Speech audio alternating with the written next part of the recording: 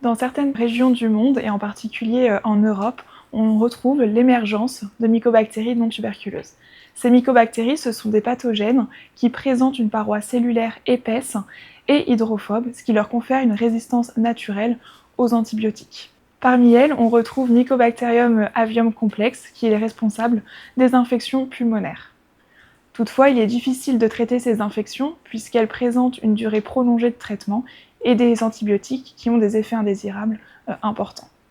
Il est donc urgent de développer de nouvelles molécules antimycobactériennes moins toxiques et plus efficaces. Afin d'augmenter l'arsenal thérapeutique disponible, le laboratoire Agir tente depuis de nombreuses années à synthétiser des analogues de la méfloquine, les amino-alcool-quinoléines. Durant mes 3 années de thèse, une trentaine de molécules ont été synthétisées via une synthèse asymétrique convergente. L'ensemble de ces amino-alcool-quinoléines ont été évaluées in vitro, d'une part de par leur activité antimycobactérienne sur des souches de MNT de référence.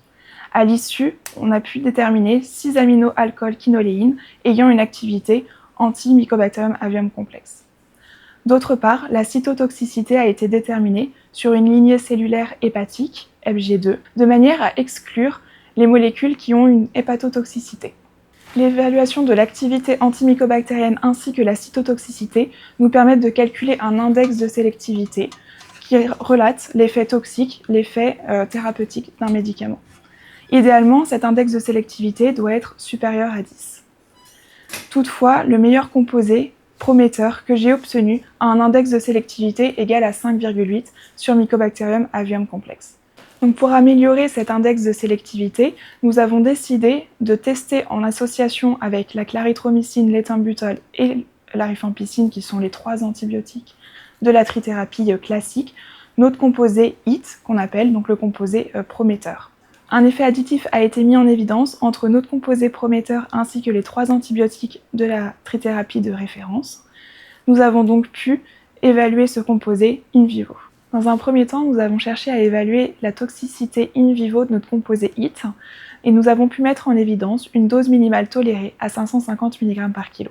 Ainsi, dans un second temps, nous avons cherché à évaluer la tolérance au cours de 3 mois de traitement, ce qui nous a permis de démontrer que le composé HIT était très bien toléré. Après ces 3 ans de thèse, nous envisageons de synthétiser de nouveaux amino-alcool-quinoléines afin d'améliorer l'activité antimycobactérienne et de réduire la cytotoxicité.